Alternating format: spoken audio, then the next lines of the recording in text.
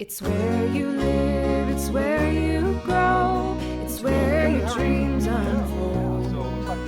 It's in every chapter of every story, it's more than just a home. Hey, what's up, you guys? I'm Joy Robertson, host of It's More Than Just a Home. We're back for one last show at the Transitional Modern. Now, one part of the building process that always overwhelmed me was interior design. How much of that is talent versus science?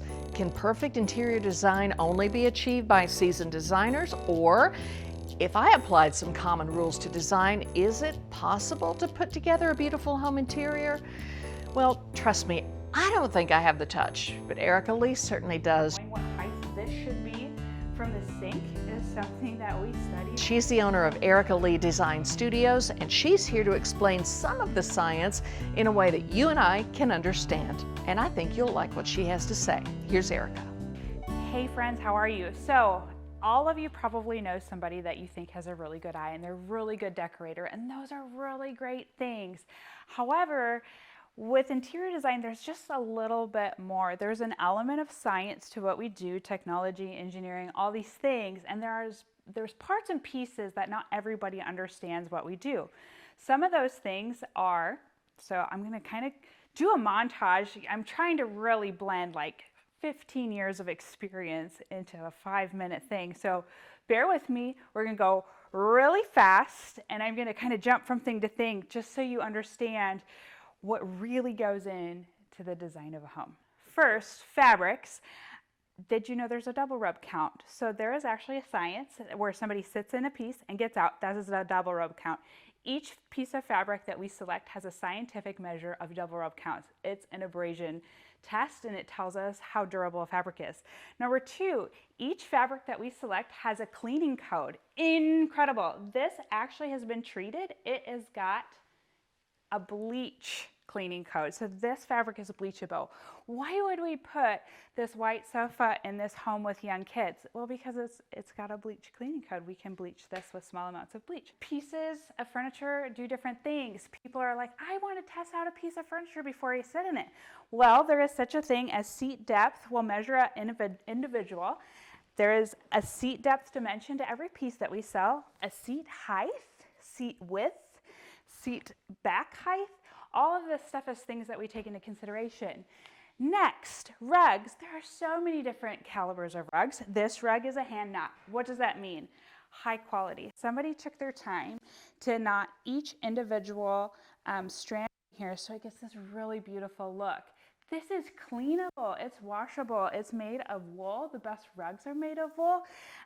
Somebody can take this to a place and they will just get it all scrubbed up and clean. So I'm not worried about destroying this other than somebody spilling paint on it or chewing through it like your cute little puppy dog. Here is a great example of a different type of construction of rug. This is something else that's completely unique and different. This is called hand tufted.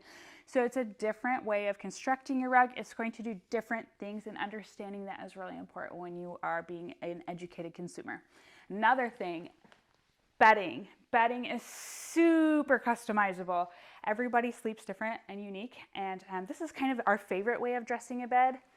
This is linen. Linen is going to wrinkle and do things. So we've created or selected a linen that has a blend in it, so it kind of minimizes all that wrinkling and inherent quality, but it's so luxurious and feels so good on your body. Here's another scientific thing. It's not really science. There are so many different types of wallpapers. Some are scrubbable, some are washable. This happens to be a grass cloth. It's woven grasses, literally. Understanding that each of these will have a seam is something to know. There are paper wallpapers, there are vinyl scrubbable wallpapers, and knowing which one is good for different parts of your home is important to know. So drapery systems are unique. They're like mini engineering projects. We've kind of talked about it before, but understanding room darkening, does it have a lining that's going to block the room? Does it have a way for it to open and close manually? Is it motorized? Is this a decorative or is it traversing drapery panel? Do we have a pinch pleat? This is a Euro pleat. Does it touch the floor? Does it need to touch the floor? All these are things that we take into consideration when designing a space. how are you going to use this space, and what makes the most sense for you. So much of this is determined by the way that the client or consumer wants to use the space. Some of it is determined visually, and we're marrying both of those needs together to create the right thing. Each of these shades has about 7 different unique features that we customize. One of the parts that we help clients select are the countertops. This happens to be quartz. There is a difference between quartz, quartzite, and granite. Knowing the differences help us select those for any given client. Another sciencey thing that we help select is Kelvin color. What is Kelvin color? It is actually the color of the lighting. So most of our clients prefer a 3000K. That's a warmer, prettier light. But some of us prefer 5000K, which is a really bright, it's almost kind of a cool light. Knowing the differences and how to educate our clients and what that's going to do is really important. The science of interior design is really well understanding how building processes work, what that material is going to do, how to get the best yield out of it, how is it going to perform, how is it going to function for your client, how is that going to integrate with everything else that is going in the home, knowing electrical systems, plumbing systems, how is the water usage going to be with that particular piece of plumbing. There is so much to know. I don't know it all. I rely on other people to know and be experts in their field. That is why we hire the people that we hire and the vendors that we hire. But it is still important for me to understand all that and my team to understand that, and we work really hard to do it and to do it well. I don't know about you, but doesn't that make you want to start redesigning your entire house right about now? Well, maybe we should just start with one room and see if it turns out anything close to the homes that Erica's designed for us. Yeah, that'd probably be smart. Okay, when we come back, Rick and Monica from National Home Products will show us what hardware was installed in the home to help set the transitional modern look. And we'll be right back. We want to do this custom frame in a proportion that matches what's going on in the bathroom. It's more than just a home. It's in every chapter of every story. It's more than just a home. Welcome back. As with all the homes that we highlight on this show, style can be achieved with the big things like roofs, cabinets, outdoor kitchens, and in this home, the incredible sliding back doors. But you know, it's the smaller accents like the hardware that bring the style to the home. And this home is no different. Rick recently met up with Monica from National Home Products to learn more about the hardware that she chose to accent this beauty. Here's Rick and Monica. We're at our transitional modern home today, and we're going to talk with Monica at National Home Products. They've supplied lots of features in this home, everything from the hardware I'm holding, mirrors, shower doors, bath fixtures. Let's go talk to Monica. Oh, you're hanging out in the bar. I am. What are you serving? Today we're serving up mirrors and hardware. Okay. Well, these are really unique. Yes, I really liked these. It's kind of a smoked antique. Yes, smoked antique mirrors. It worked out well, even with the outlet in there. I don't think you can even see that, but it just really set off the countertop and everything to have that reflection back there rather than just a plain wall. Yeah. The hardware just kind of sets off that transitional modern look also, just kind of a little bit of a bling with the more I like that. contemporary look. Jewelry of the home. Yes, that's exactly right. Right. And then you did a really nice shower glass system. Let's go take a look at that. Okay, let's go in there.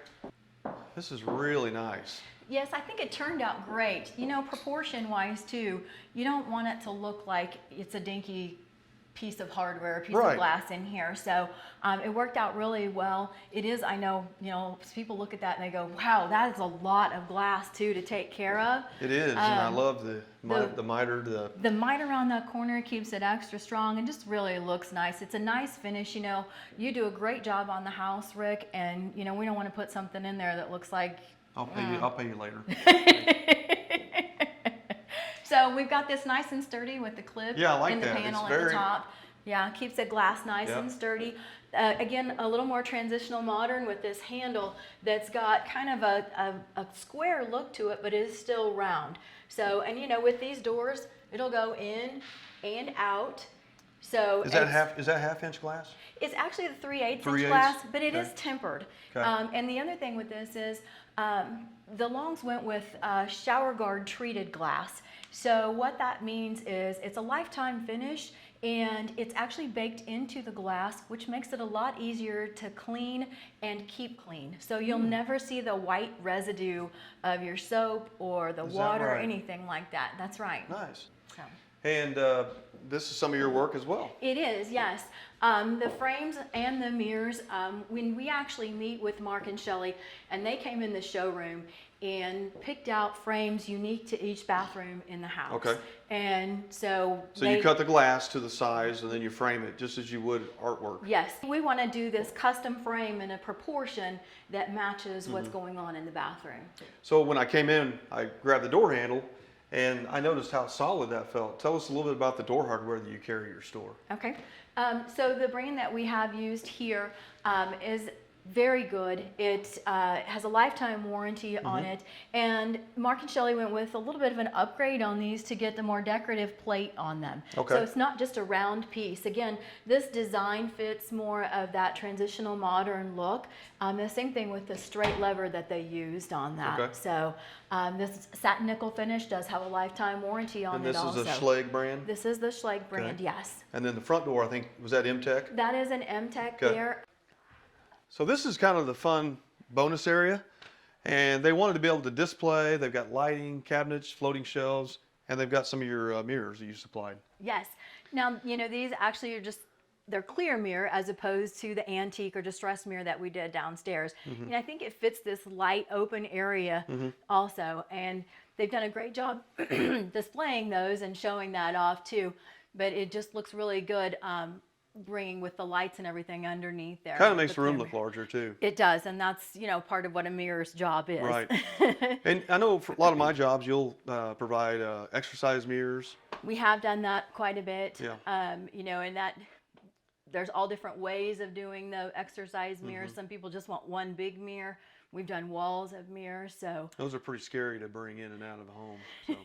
you know, that is something that we always check before we actually say yes, we'll do that, is to make sure we can get them Access in to the the area house. you need to be. And Yeah. yeah. So We've got a really neat little bathroom off the side here, the guest bath. Let's take a look at that. So you provided the frame and the mirror for this vanity as well. we did, yes. Again, Mark and Shelley were in, and we looked at these frames and the mirrors and everything, talked about what size that they wanted on this that was going to work best for the space, and really who was going to be using the space also. Okay. So Well, it looks fantastic with the tile work. it is a beautiful frame, and they did a great job with the sizing on that too. You know, you don't want to put just a real small frame sometimes in a room this big on a mirror that size. Well, thanks for showing us around and telling us about your products. You did a great job. I think everything fits great. It just really sets the home off, and like I said, it's a lot of the jewelry of the home. So That's thank right. you. Thanks. As always, Monica, incredible work. We'll be right back to get caught up on the Habitat House, and then Rick will join us to wrap up this one. It's more than just a home. It's in every chapter of every story. It's more than just a home. Welcome back. The Habitat for Humanity project that we're following is getting close to being completed. So let's catch up on the unique heating and cooling system SS&B is installing to help reduce allergens for the family. Here's Rick and Jeremy from SS&B. Well, we're back at the Habitat home, and we're going to talk to Jeremy with SS&B. I think he's around back here near the condenser. Follow me. Hey, you trying to figure out which way's forward? Yes, sir. All right. It looks like it's in the correct place, so. How you doing? Good, how are you? Good. Yeah. So it looks like they're getting close. And has it been fired up yet, or is it ready to go? It's all ready to go. We're just waiting for electrical to be turned on, and then we'll do all the testing of operations and things like that. This is a nice unit. Did Trane donate this, or? Trane did donate that. Well, that was good of them. Yep. Yeah. Is that a 4-ton, or how large is this?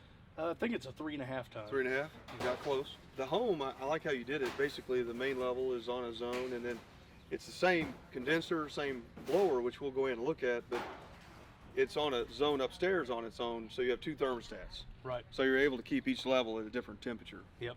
Yeah, we kind of take one system and turn it into kind of a 2-in-1. So we can have separate temperature control for the main level and the upstairs, and keep them both comfortable with the same system. So how do you do that with your ductwork?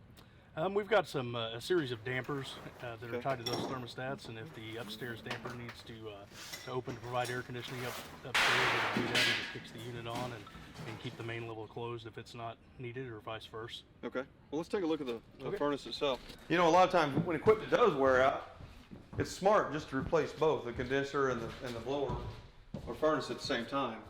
Right. Otherwise, one will perform well and the other one won't. Right. They work hand in hand. Right. Yeah, and especially with a heat pump, which is what we're dealing with here, it's going to heat in the winter as well as cool in the summer, obviously. So when the refrigerant has to come inside into this coil to be able to produce heat inside, so you really need to change out the coil at the same time as the heat pump. So it's heat pump, it looks like gas backup. This is electric. It's electric backup? Yep. Okay. So it's naturally going to be the most efficient when it's in heat pump mode. If it goes to heat backup, which is kilowatt backup, electric heat strips, basically, it's pretty inefficient. But if the home calls for it, it's there. Right.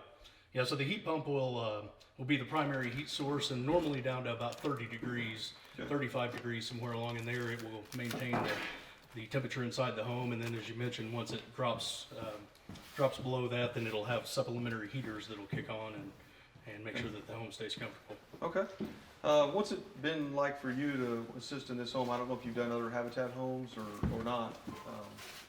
How's this experience been? It's been great. Yeah, it's been a joy to work with you and the people at Habitat. We've done some volunteer work with Habitat in the past, and I think it's a great organization and a great cause. Yeah, you put some really good families and some homes that are affordable. That's right.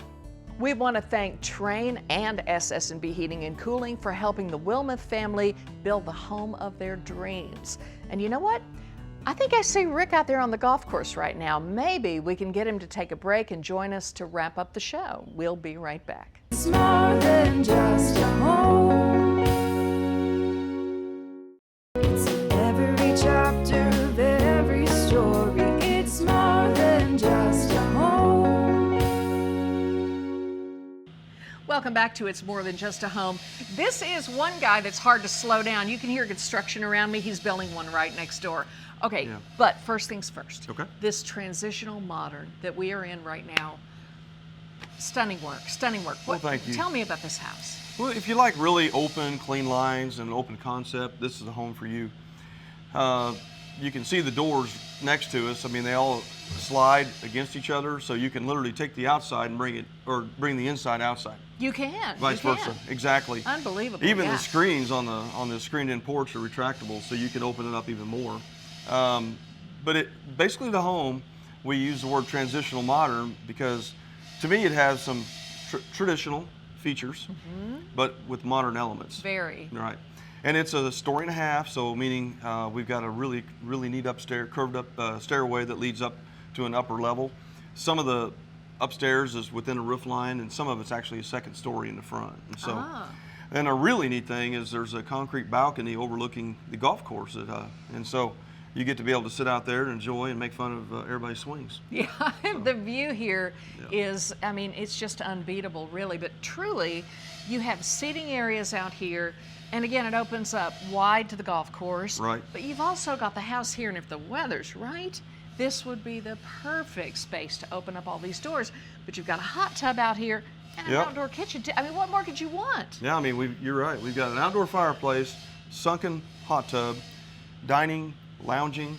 There's gas heaters, so I mean, really, you're right. It's kind of the cat's meow. If the weather was right all year round, you could just live in this part right here and be completely happy. Yep. All right, now, moving on, we are going to start talking about another home, the Mark Twain Retreat. Just the name says a lot about it. Yep.